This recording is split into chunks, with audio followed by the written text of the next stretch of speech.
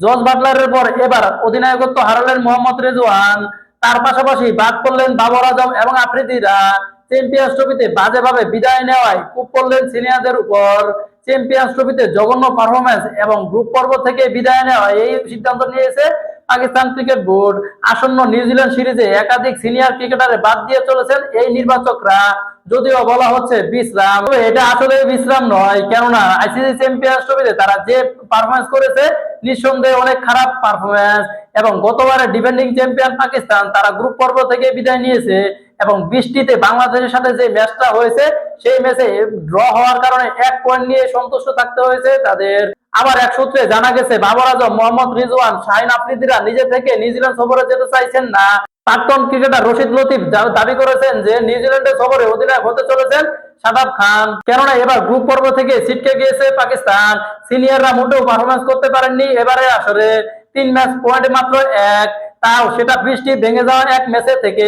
ছিটকে যাওয়ার পর সে দেশে প্রাক্তন ক্রিকেটার থেকে শুরু করে ভক্তরা সিনিয়রদের উপর তুলবুল ধরেছেন। রেজওয়ান, বাবর আজম, আফ্রিদিরা পারফরমেন্স মোটেও আশানুরূপ করতে পারেননি।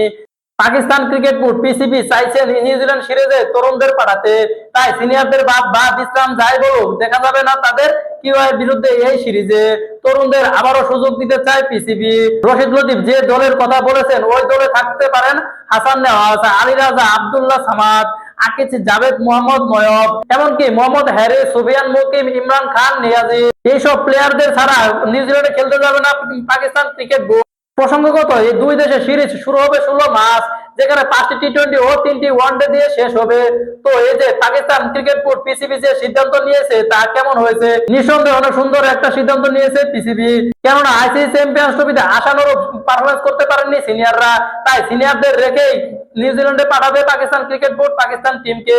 এটা সুন্দর একটা সিদ্ধান্ত নিয়েছে তারা, কেননা সিনিয়ররা তো পারফরমেন্স করতে পারেননি, এখন জুনিয়রদের সুযোগ দিতে হবে।